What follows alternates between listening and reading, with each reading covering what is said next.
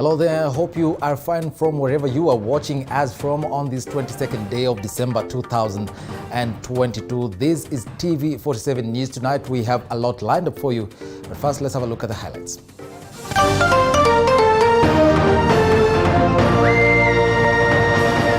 Tonight, IEBC CEO Hussein Marjan says that 4 IEBC commissioners wanted to force a runoff. All the commissioners were seated there.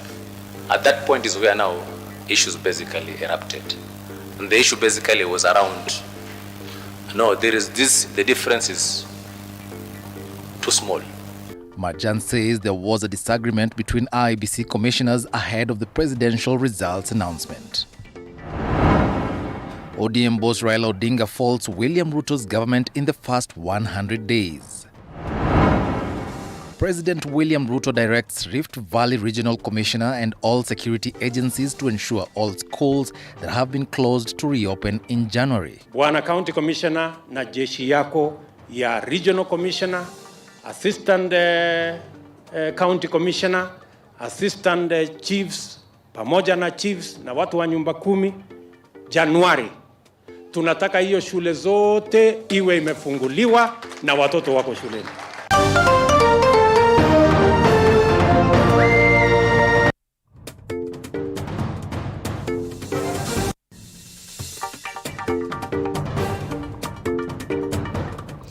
Hello there, once again, my name is Eric Munene. Our sign language interpreter at the bottom end of your screen is Catherine Simoloy. Now, tonight, President William Ruto has instructed security apparatus in the Rift Valley region, led by the Rift Valley Regional Commissioner and all security agencies in Baringo County, to ensure all schools that had been shut down in Baringo North and South due to insecurity in the region be reopened in January and learners back to come to school, while at the same time sending a stern warning to bandits. Moige William kickstarts this bulletin tonight. President William Ruto Thursday toured Kimalel area in Baringo County to attend a goat auction, where he authoritatively spoke out, outlining that his administration will go full throttle in handling security matters in areas affected by insecurity occasioned by frequent banditry attacks in the counties of Baringo, Samburu, Laikipia, Turkana and Elgeyo Marakwet. Mambo ya wizi ya ng'ombe tutaikomesha katika taifa letu la Kenya. Na sio tafadhali, hiyo tutaikomesha, kwa sababu tunataka watoto wetu wote waende shule, wasome. Tunataka wananchi wetu washughulike na mambo ya mifugo yao, na mambo ya kilimo, na mambo ya uchumi, ndio tuweze kujenga Kenya. It is at this event President Ruto tasked the Regional Commissioner, Rift Valley and Baringo County security agencies to ensure that all affected schools in Baringo are reopened by January. At least 5 schools in Baringo South and 3 schools in Baringo North remained closed due to insecurity, adding the Kenya Kwanza government is keen to ensuring that no child fails to attend school as a result of insecurity. Tuko na shule 5 Baringo South hii ambayo bado imefungwa. Tuko na shule ingine 3 kule Baringo North. Bwana County Commissioner na jeshi yako ya Regional Commissioner, Assistant County Commissioner, Assistant Chiefs, pamoja na Chiefs na watu wa nyumba 10, Januari. Tunataka hiyo shule zote iwe imefunguliwa na watoto wako shuleni. At the same time, Ruto called on local leaders in the region to unite and focus on enhancing security, saying that everyone should live freely and peacefully. Tunataka wananchi wetu washughulike na mambo ya mifugo yao, na mambo ya kilimo, na mambo ya uchumi, ndio tuweze kujenga Kenya yenye msingi ambayo kila Mkenya bidii yake na juhudi yake itamwezesha kuendesha maisha yake. Facilitated by the government, the president announced peace talks will commence and all communities in the affected region will be engaged, where matters peace will be deliberated on. Sote tumekubaliana ya kwamba tuko upande moja. We are all united in making sure that we have a peaceful Baringo and a peaceful Kenya. Moige William, TV47. Well, the third suspect in baby Sagini's assault case has been arraigned in court today, with a hearing of the case set for tomorrow. Leaders in the area appealed for calm from members of the public as investigations continue. Our reporter Collins Lusweti with that story. Rael Nyabera, the grandmother to baby Sagini, together with two other people, have been arraigned in court on Thursday on account of being suspects to those behind the cruel assault that saw baby Sagini's eye gouged out, with hearing of the case set for Friday. There was a commotion early in the day, with the public demanding to know the whereabouts of the 3-year-old after reports spread that the baby had gone missing. Tumehakikisha wametueleza kwamba ni ukweli mtoto aliletwa huku, na kwa sababu hapa kidogo kuna interest nyingi, kwa sababu mtoto anatoka hapa, aliweza kupelekwa mahali pengine ambapo ako safe, na wametueleza ni wapi, lakini wakatuambia kwamba kwa sababu pia ya ile the same interest ya kuficha juu ya safety ya mtoto, wakatuomba tusiweze kudisclose for now. Lakini tumeongea na wale ambao wako na mtoto kwenye simu, tulikonektiwa. Tumeongea na wenye wanasimamia mahali ya yuko ambapo tunajua. Alafu tumeongea na mama mzazi ambaye sasa yuko na yeye. Leaders in the area who moved in to calm the public disclosed that baby Sagini is in safe custody under the care of the government through the Ministry of Social Protection.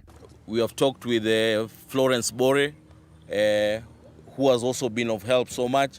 So we want to assure the general public that the kids are safe and they are in safe hands. And we also want to tell the general public that they should not fear, because we had started a process of taking the kid to South China for the purpose of getting more medical attention.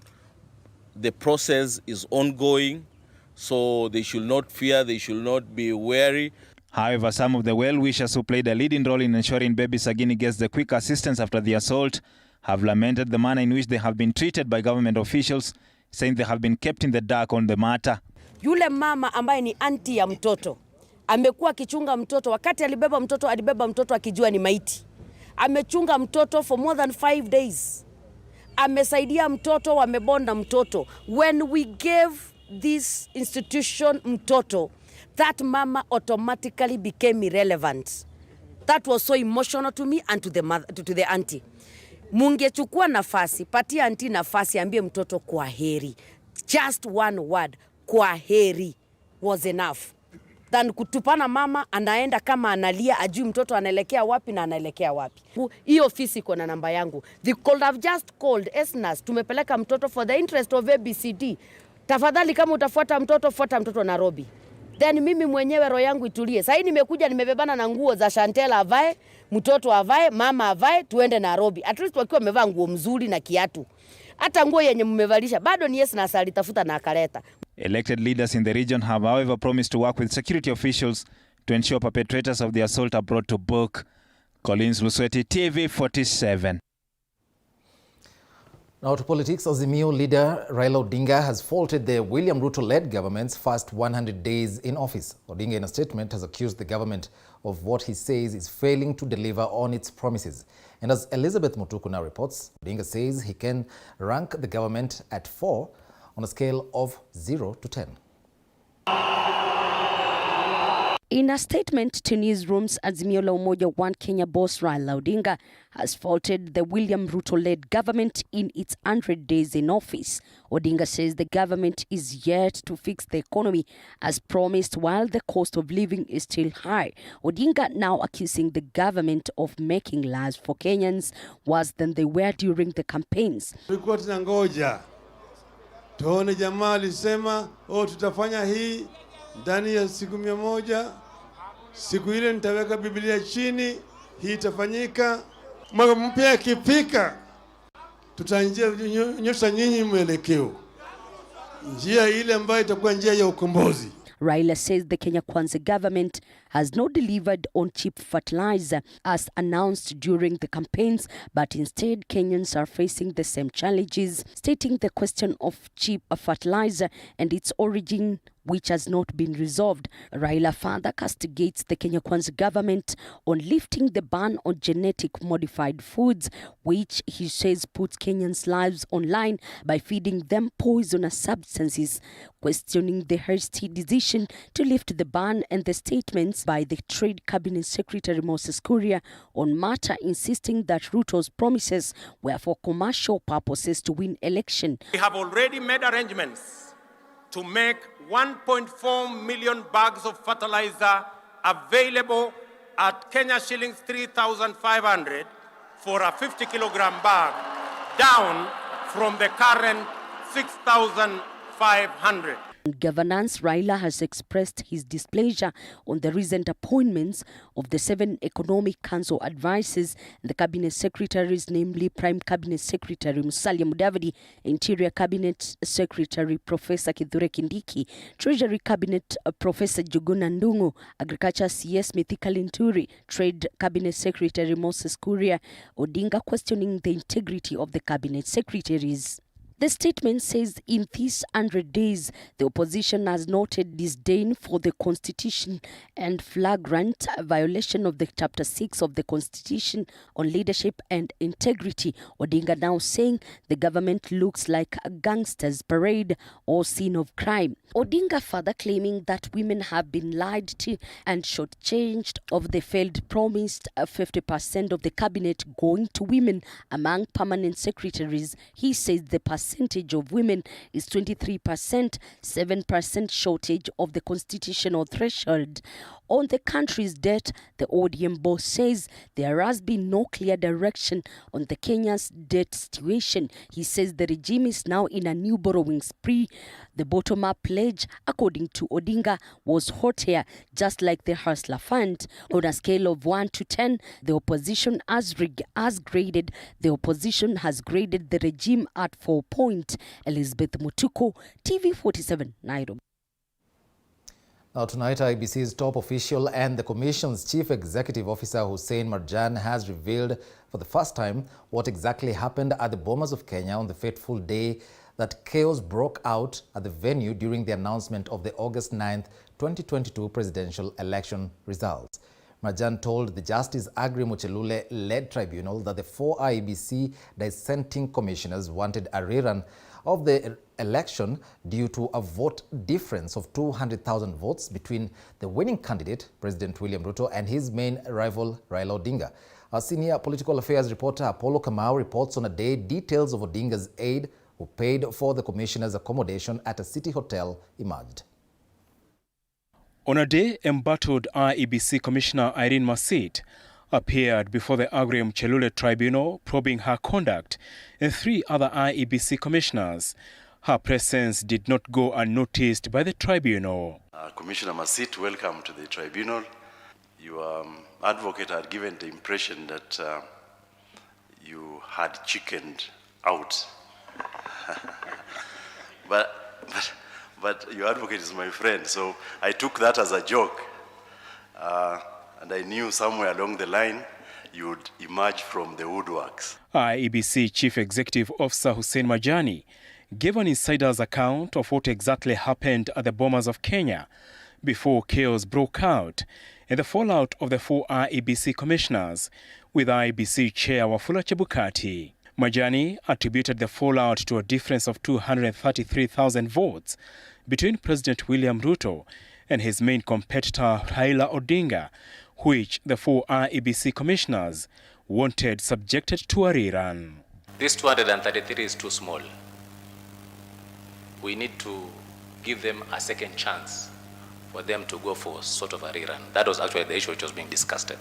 According to Marjani, the final afternoon boardroom meeting degenerated into tension after Chebukati refused to heed to the commissioner's demands and asked those willing to follow him to announce the results do so, causing a hostile stalemate. The chairman said, I'm not going to do that. I can't do that. The law does not allow me to do that. So at that point he asked, who is willing to go with me to go and declare the results? He asked all the commissioners, and it's only Commissioner Abdi Gure and Molo, and asked the CEO, are you willing to go with me? I said, fine. And that's when we actually left the boardroom. The other 4 commissioners were basically there. Commissioner Irene Masit's lawyer, Donald Kipkorir, put up a spirited fight to justify her innocence. On a day, the Yaya Apartments management team produced CCTV footage showing Masit entering the apartments to her accommodation room at the hotel basement, a grainy video footage disputed by her lawyer. Do you know who was staying in apartment 21? Yes. Who was staying in apartment 21? 2 of the commissioners. Which commissioners were staying in apartment 21? Of your own knowledge? Yes. Not being told? Yes. Who was staying in apartment 21? I'm not very, I cannot give you a clear answer, but it's 2 of the commissioners. Masit and IEBC Vice Chair Juliana Cherera were said to have been booked at the hotel's room 21.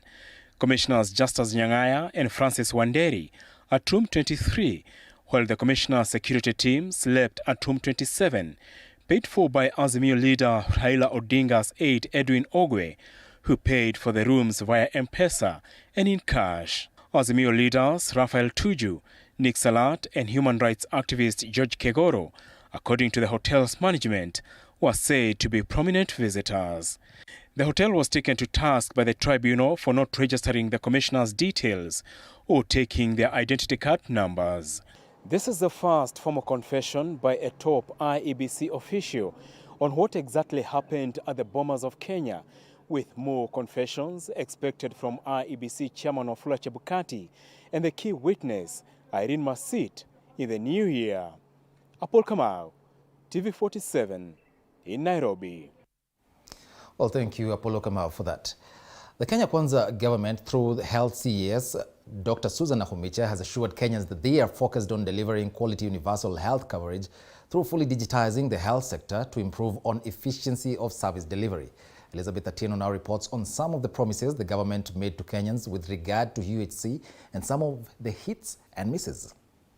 In his health manifesto before being elected, President William Ruto vowed to fully digitize the health sector and restructure public health facilities in the country to ensure efficiency and access for all Kenyans, which is in line with the Universal Health Care Program.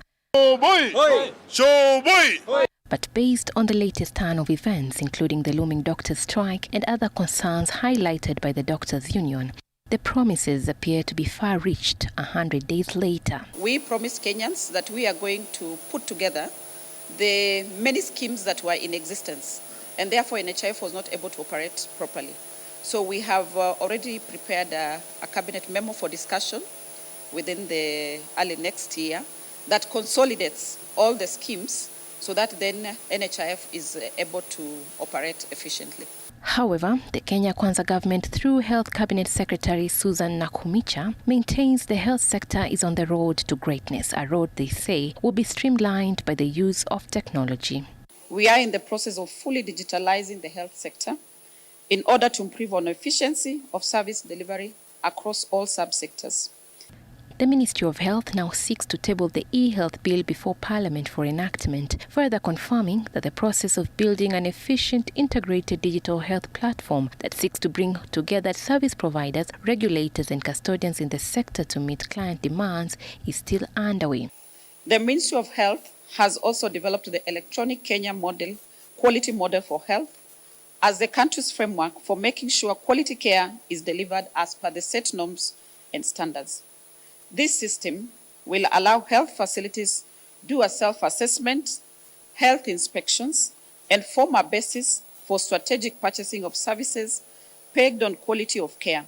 In his manifesto, President William Ruto also promised to scrap the Kenya Medical Supplies Authority KEMSA and give counties a free hand to purchase drugs in a bid to revolutionize the sector. 100 days down the line, Health CS Susan Nakhumicha has confirmed that reforms at the Kenya Medical Supplies Authority are still underway, further urging county governments to settle their pending bills in order to purchase more essential commodities. We hope to achieve this through legislation of retention of funds at the facility. In this regard, I wish to applaud the 13 counties that have proactively legislated the process of ring-fencing healthcare funds and urge the remaining ones to emulate the best practice. Public healthcare is among the critical sectors which the current regime says is suffering trickle-down effects, yet needs a bottom-up economic model. Underfunding has been highlighted as the main impediment to achieving this. The ministry is now pushing for the amendment of the Public Finance Management Act of 2012 to allow direct disbursement of funds to health facilities. Healthcare financing in Kenya has been a growing concern, with dwindling donor support and competing economic priorities. To address this, we are revamping our healthcare financing to make it more transparent, accountable, efficient, and responsive to the needs of Kenyans. With regards to keeping the promise of promoting local manufacturing of quality health products and technologies, Kenya will from March 2023 set up a Moderna human vaccine production plant at Tatu City, which will work jointly with the Kenya Biovax Institute to avail the needed vaccines and molecules. I'm also proud to mention that our very own Kenya Biovax Institute will further contribute to the availability of the much needed vaccines and molecules in the country, having received approval to join the International Vaccine Institute. And as the Kenya Kwanza government presumably works round the clock to ensure all Kenyans have access to quality and affordable healthcare services, as enshrined in the UHC program, the ministry has vowed to closely work with county governments and other stakeholders in the sector, including the Kenya Medical Practitioners, Pharmacists and Dentists Union, to stop the looming strike slated for January 2023. Elizabeth Atino, TV47, Nairobi. Thank you, Elizabeth, for that. Deputy President Rigathi Gachagua now says that the government will eradicate corruption cartels in the agriculture sector as he promises reforms that will enable Kenyans to attain economic prosperity. Speaking during the burial of former new KCC chairman and Madira MP Eliud Matu Wamae, who died aged 85 at Giakibei village in Madira, Nyeri County, the DP said that the intended reforms will be rolled out in January next year, targeting to revive coffee, tea and dairy farming industries. He noted that reforms by the former government failed to bear fruits because the persons entrusted with the job of cleaning up the sector were working in cahoots with the cartels to exploit farmers. The leaders eulogized the late Wamae as an industrious businessman and a leader who transformed the community and the country. Na ile watu ya serikali ambayo imeondoka. Na iko kazi yenu Senator Wahome ya kahawa, muunganishe ikuwe pamoja na majani chai. Tusukume majani chai na kahawa at the same time because it's the same issue. Tafadhali. Tunaanzia maneno ya kahawa na majani chai na maziwa. And this is the reason we shall succeed. Why it has not been possible to deal with cartels ambaye wanaibia wakulima ya chai na kahawa na maziwa ni kwa sababu wale wamekuwa hizo serikali walikuwa interested parties wanafanya hiyo biashara ya kahawa na majani chai na maziwa. It's a simple reason that Rigathi Gachagua and William Ruto are not conflicted. We have no interest in the coffee subsector, in the tea subsector, in the milk subsector. Kwa hivyo makatele yote na mabroka tutafukuza asubuhi na mapema, wawache kula pesa ya wakulima. A veteran Kenyan actor Gibson Gathu, popularly known as Kiongozi wa Mashtaka from the seasoned court comedy series Vioja Mahakamani, is dead. According to the family, the deceased died early Thursday morning at one of the private health facilities in Nairobi. The deceased had been managing diabetes for over 20 years and in November 2020 had suffered kidney failure. Early this year, the late Gathu appealed to Kenyans for financial help to undergo a kidney transplant, which needed 6 million shillings, with former President Uhuru Kenyatta contributing 2 million shillings to the fund. May family and friends find comfort during this trying time. Now, a number of parents and heads of schools are disputing the just-released Kenya Certificate of Primary Education examination results, saying the scores they received do not reflect the potential of their children. And as our senior education reporter Sharon Baranga now tells us, some have written to the Kenya National Examination Council to express their grievances. Have a look. At the Moi DEB Primary School in Bungoma, it is an emotionally charged atmosphere.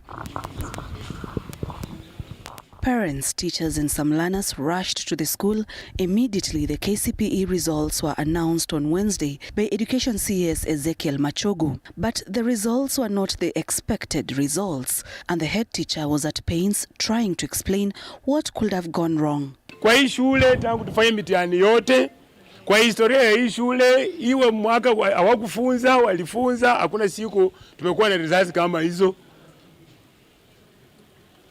Mimi nimepigia sub county director ako hapa.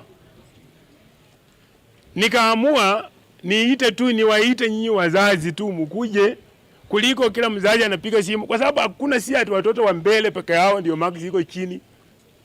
Hata pia mimi nimekuwa mzazi. Mtoto wangu amepata 334. Mtoto mwenye alijua amechagua shule kama Maranda, hata sijamtumia results kwa sababu unatumaji. At some point he was overwhelmed with emotions.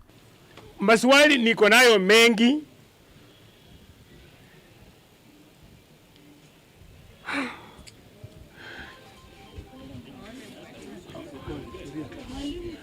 Hapana wazazi, haiwezekani. Watoto mmekuwa wazazi. Mkiona watoto tu mkisaidia, watoto wamesoma, you have seen as working. Yani inakuaje ifike level ya hata uwezi kusema at results at mtoto at shule ingine walifanya better, they have done, but uwezi kucompare, hata uwezi kucompare na results zingine. Haiwezekani tu kwa njia zote. That's why tumeita sub county director atusaidie kwa njia zote, that we want to make an appeal. Hizi sio results za hii shule. This is not the only learning institution that feels they have been shortchanged in their results. There are schools that are also disputing the results they received on Wednesday, and some have already written to the Kenya National Examination Council to express their grievances. Meanwhile, the Kenya Private Schools Association KCPE is calling upon the government to ensure fairness and equitable placement of pupils for both private and public schools. I would like to join Alliance Boys High School, and I would also like to urge the government not to be biased when selecting schools, especially in private schools. Place children in accordance to their performance. Because the children, there is no private and public child, all of them are at level. So we are very optimistic that our new CS is going to place the children rightfully in their schools of choice. Let the intake be merited across the board without any form of discrimination. Let every child, whether in public schools or private schools, be given a chance to school the schools of their choice as per their marks. All the primary school graduates will know the secondary schools they have been selected to join by 16th January 2023. Sharon Baranga, TV 47. At 28 minutes past the hour, time now for a very short break. Don't go away. We'll be back with more.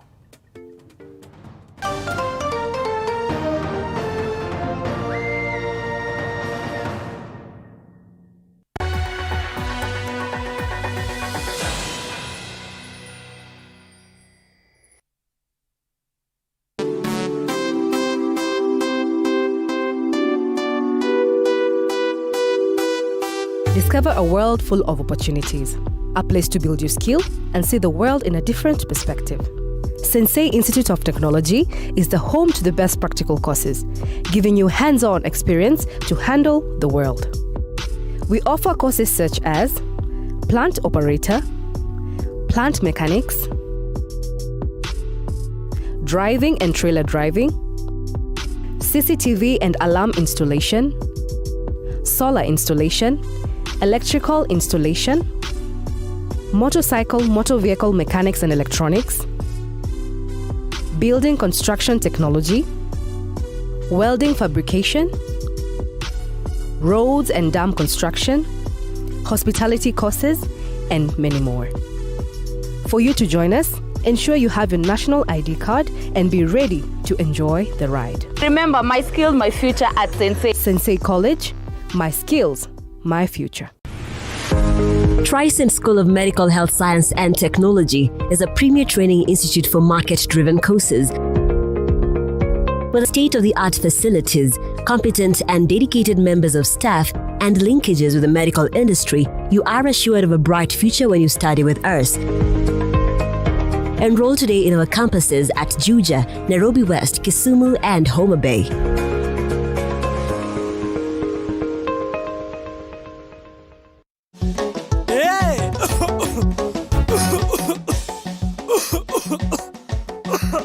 Kaluma King Herbal Lozenges zinazo nguvu maradufu kutuliza kikohozi, vidonda vya koo na mafua.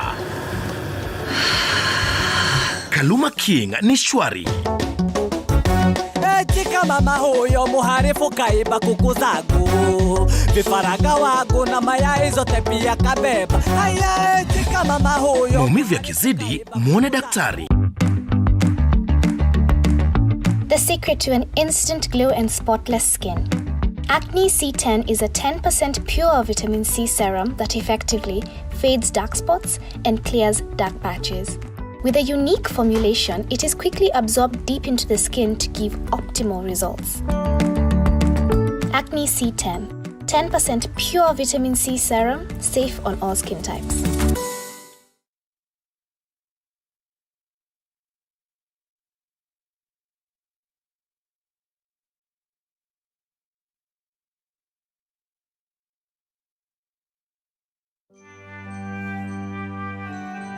The funniest face looked at me from a silver ball on the Christmas tree. At first, I thought it was Santa's elf. But I looked again and it was just myself. Well, kids, it is that time of the year again. A time for joy, cheers, and presents. We here at Kids on the Block want to wish you a Merry, Merry Christmas and a Happy New Year.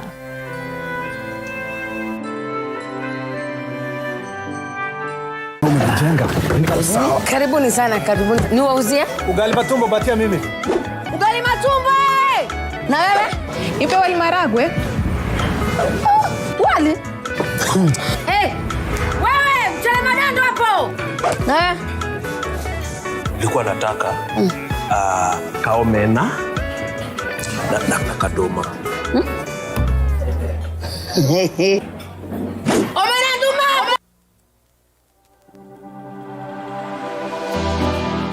How well do you know what's happening around you? Morning Cafe with heated political debates. Baraza la Siasa. Hiyo kitu azungumzie, angalie hali ya maisha. Piga simu au data, piga *444# au utembelee My Safaricom app upate deal poa ya kupiga simu, uongee zaidi au ubrowse zaidi. Nataka chapati na crips. Mala sausage. Nataka ugali na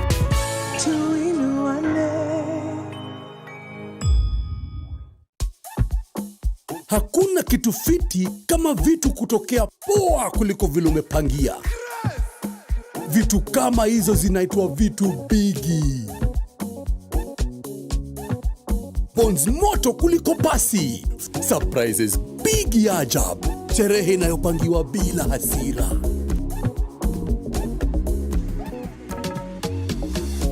Krisini bigi na inachacha on GOtv. Lipia subscription yako leo na upate upgrade free.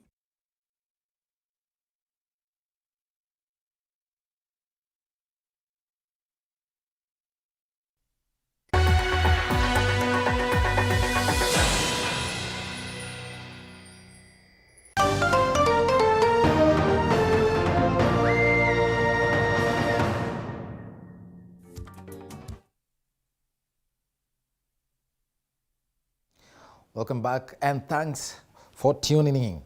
Now, the society has painted a perception that early childhood education is most dominated by women and has a low minority of male teachers in the profession. However, with the CBC curriculum, some male ECDE teachers are beating the odds to effectively engage the pupils, like is with the case of Dennis Njomo, one of the only 2 male ECDE teachers in Murang'a County. Have a look.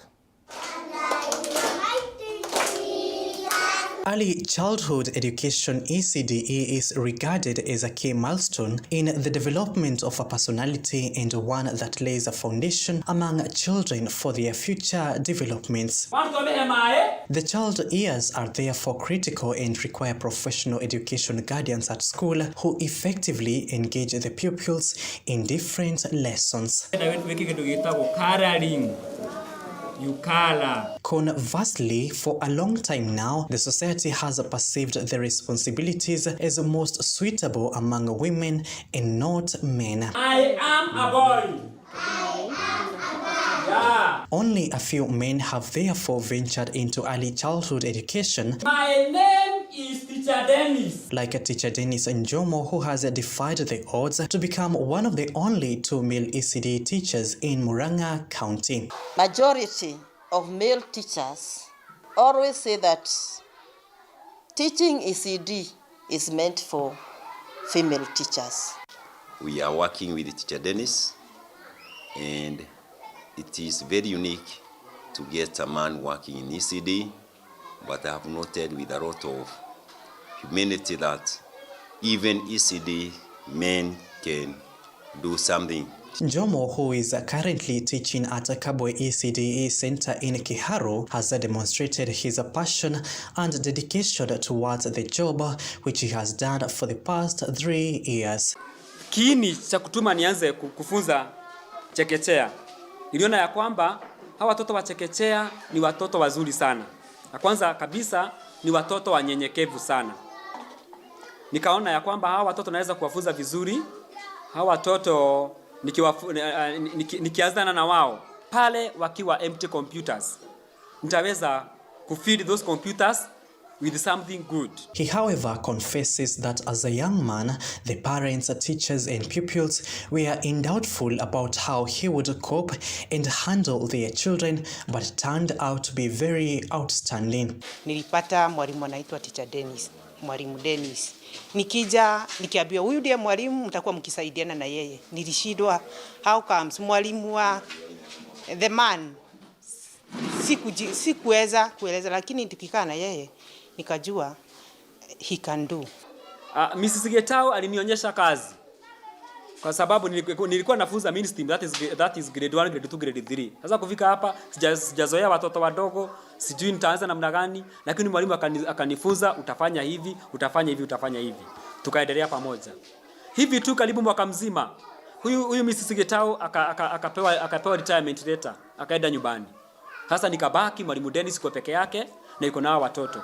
The parents, led by the school head teacher Michael Moshoki, comment his work given that he is well conversant with the new competence-based curriculum, citing that he is giving the best to the ECD youngsters. He is one of the teachers who is CBC compliance, and he knows a lot of it. And this is where the government is putting more effort, because in CBC these pupils are able to do so many things. I have seen him doing a lot of exercise, that's physical education in the field, all that he has been doing all those in the field. Tunampenda sana juu mtoto hata asubuhi ukimwambia aende shule anafurahia, anasema ticha leo wako. Mimi na mzazi namrudishia yeye yako. Unaona mtoto anafurahia sana. Kwa hivyo tunafurahia Teacher Dennis na hatujawahi letewa mwalimu kama Teacher Dennis mfurana huku. Tunaletewa tu wa mama. Kwa hivyo tunampenda sana. Sisi tunafuataga syllabus. Hatusomi hivi ati nakuja jiani nikifikiria ati nitafunza nini. Hapana, tunatumia syllabus. Niko na schemes of work na tuna kitabu kingine hii ni lesson plan. Lesson plan imeandikwa utafunza nini. Hiyo siku utafunza nini. Na tukifunza lazima tupelekee kwa ofisi to be stamped kuonyesha kweli unafunza kulingana na syllabus venye inasema. Generally, they have called on the community to embrace male ECDE teachers who have pursued the profession to come out and ignore societal stigma. We really try when we are advertising for the training, we advertise for both male and female. But the turn up is always very low. And to those that are there, we embrace them, we encourage them, That is why we have the two. Paul Munio, TV 47. Now, still on the education beat, a day after the announcement of the KCPE examination results, jubilations have continued to be witnessed in different parts of the country, celebrating great performances by KCPE candidates of 2022. Chichi Josephine with the celebrations of the results from the different counties. After the announcement of the exam results, parents and pupils are still celebrating the good results. Jolly Hope Primary School, Nyandarua County, has been among the schools that recorded excellent results after the top student scored 411 marks, while the total score was 360. Tumekuwa tukiongoza katika wilaya hii ya Southern Nyandarua, na wakati huu tuko na wanafunzi 15 wale wataenda national schools. At Juja Preparatory School performed exemplary well in this year KCPE, with the best candidate Celine Wanjiko scoring a top mark of 422 and a mean score of 368. The principal, Mr. Evans Muhunya, attributing the success to hard work. One of the things that really gave us these results is nothing but the dedication and sheer discipline and hard work that has really brought us to the level we are today, which was not an easy task as expected. Migori County students, parents and teachers from Goldfields Academy swarmed the roads to celebrate Wendy Hazel after scoring 402 marks. Out of 38 candidates that we had, 6 of them scored 400 and above. Emmanuel Academy Kangari has yet again dominated the list of top candidates in Murang'a County during the 2022 KCPE results, with over 40 students garnering over 400 marks and best student getting 418 marks. Nilipata alama 411. Baada ya hapa ningependa kwenda shule ya Kenya High na vile kuwa neurosurgeon. Wanafunzi ambao walipata alama 400 na zaidi ni wanafunzi 40. Elsewhere in Embu County, the top pupil in Embu, Bridget Kendi, who managed to get 424 marks, says she did well despite the challenges brought about by COVID-19 pandemic. In my KCPE, I got 424. I'm the best in the county, and I'm so happy about that. Mwaka huu wa 2022, hawa wanafunzi wamefanya vizuri sana, na tumeona ushindi mkubwa kutokana na hayo matokeo. In Kilifi County, Sobaha Sidi, who scored 416 marks from Malivani AIC School, was celebrated by her family. Sidi thanked her teachers for playing a part in her success. Nimepata alama 416. Nashukuru Mungu kwa alama hizi nilizopata. Amenipatia alama nzuri, zawadi ambayo sijawahi kupata maishani mwangu. St. Luke Rabor Primary School is a proud school of the best results in Kadibu Sub-County in Kisumu. The school produced the top student, Emmanuel Odambo, who garnered 401 marks. Feel happy after my KCPE results came and got 401. I thank my teachers having supported me. At Presbyterian Academy in Ruiru, Kiambu County, over 50 KCPE candidates scored over 400 marks in the results released yesterday. The school saw one of its top candidates, Ndungu Kibe, scoring 425 marks, with only 3 candidates scoring below 300 marks. It was sacrifice, always waking up early to do the extra revision. Out of 142, 52 of them managed to get 400 and above. The top students scored 425. And in Utafiti Primary School, Kikuyu Sub-County, there were jubilations as the school produced the best girl in the country with 429 marks. I would like to be admitted to Kenya High School. I have had that dream for the longest time, and I am glad that now it has finally come to be. This is a great day for us. We rejoice and we are glad and we give thanks and glory to God. Kitale Muslim Primary School, located in a slum area, has recorded excellent results despite the challenges faced, with the best students scoring 400 marks. First, I'd like to thank the Almighty for making me achieve these good marks, and I'd like to thank my parents and teachers. Chichi Josephine, TV 47. A consignment of bang that was nabbed by police in Isiolo and the neighboring regions during the last 6 months has been set on fire at the Isiolo Law Court's grounds. The event was witnessed by the court's Chief Magistrate Lucy Mutai, NACADA CEO Victor Okioma, Isiolo County Commissioner Geoffrey Omoding and County Criminal Investigations Officer Betty Chemngeno, among other top government officers. This story was produced by Andrew Juma. Addressing journalists after presiding over the exercise, Isiolo Law Court's Chief Magistrate Lucy Mutai noted that the consignment was as a result of 5 court matters within last 6 months and had a street value of not less than 20 million. As you can see, what is behind you is a destruction of bangi. This is bangi that has been produced in not more than 5 matters. That tells you how lucrative this business is here in Isiolo. As a court, we have agreed to make sure that we will do what is within us. We are going to apply the law as it is to make sure that this business actually comes, if at least not to an end, to a snail pace. Because as you can see, this is business that most of people here in Isiolo and in the country as it is have decided to engage in. And when you look at it, the consumers are the young ones. It means in the near future, we may not have generations or even older people to talk about. The National Authority for Campaign Against Alcohol and Drug Abuse NACADA CEO Victor Okioma said that the bank banning exercise in Isiolo was a major victory in the fight against drug, and noting that bang was the most problematic drug being abused in the country, contributing to several mental health issues affecting Kenya in all parts of the country. Cannabis is the most problematic drug of abuse in the country. It may not be widely used, but for the few that use it, it is very destructive in terms of mental health issues. And therefore, we are happy that we have destroyed these kilos of cannabis, which would have ended up in the minds of our people and had very many mental issues among our children and our young people in the country.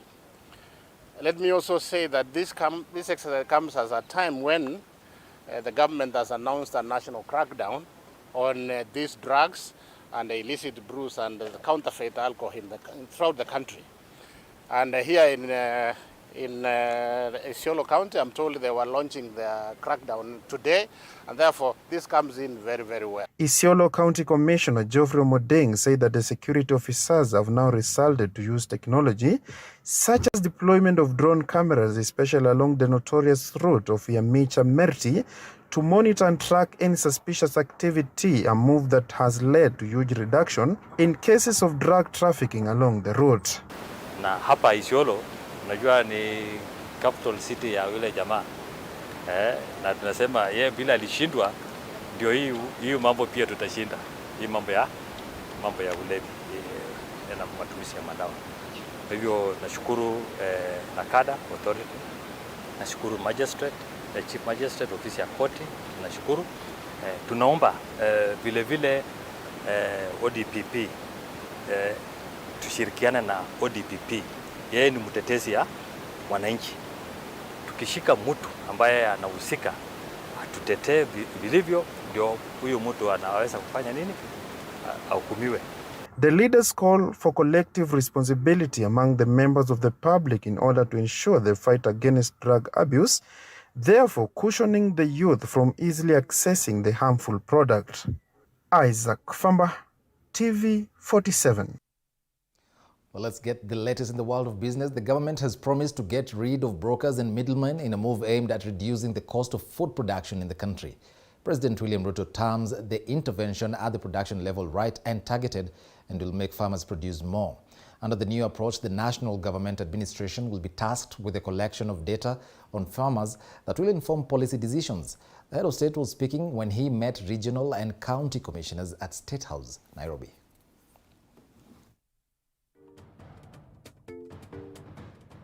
The approach that we are taking by employing the resources that the government has, especially the human resource from Ngao, will be of great use or help to our ministry. And I, on behalf of the ministry, want to thank you for really coming to our hand And I think this is the right step towards us making sure that we have the right, correct, dependable farmers data. Na dawa ya kupunguza gharama ya maisha ni kuhakikisha kwamba tunawasaidia wakulima wazalishe chakula zaidi. Hizi interventions zingine ni short term. But the surest way to ensure that we manage the cost of living, and 52% of the budget of every Kenyan goes to food. We have to get rid of brokers. We have to get rid of middlemen. We have to get rid of conmen. And I want to say here that corruption is not going to be part of this government. The people who are used to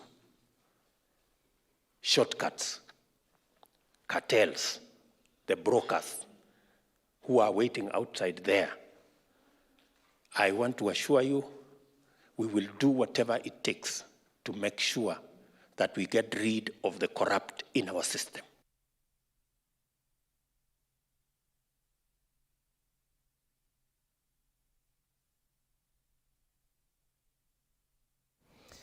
Well, the Ministry of Energy and Petroleum, through the Kenya Energy Sector Environment and Social Responsibility Program KEEP Fund, has rehabilitated a total of 1,600 hectares of land in different parts of the country. Cabinet Secretary Davis Chirchir said the fund finances activities relating to growing trees in order to conserve soil and preserve catchment areas for hydropower dams. Chirchir says they will collaborate with the Kenya Forest Service and other stakeholders, adding that more than 1,200 members of local communities have been directly involved in the project that was launched in 2007. Tuko na plan yetu kama county government. Tunataka kufence kwa ile pesa ambayo hao waheshimiwa wamenipea nitumie.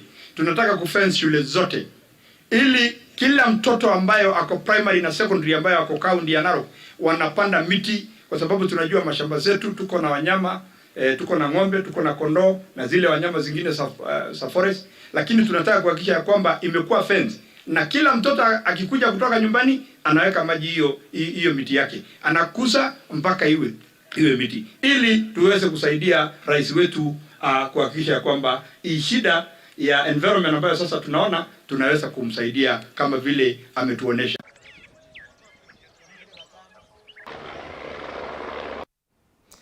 Moving on, Union of Employees representing workers in the supply chains in electricity, water and waste services in the county governments have urged county governments to adopt policies and practices that will adequately acknowledge and recognize the fundamental role of all workers in the municipal waste service sector in Kenya and fully respect and uphold their labor rights. Now, in a meeting held at the Machakos Governor's Office in Machakos County, the workers, through their chair, said over time, workers in these departments have endured hardest working conditions with high incidences of health and safety risks, accidents, poisoning, injuries, occupational diseases, contamination, poisoning and stress, yet their working conditions have never been improved. As a union, transparency and decent work in supply chains in electricity, water and waste services in the county governments of Kenya. County waste services are an essential public service to guarantee public health, to promote local economic and social development, to preserve public space and to generate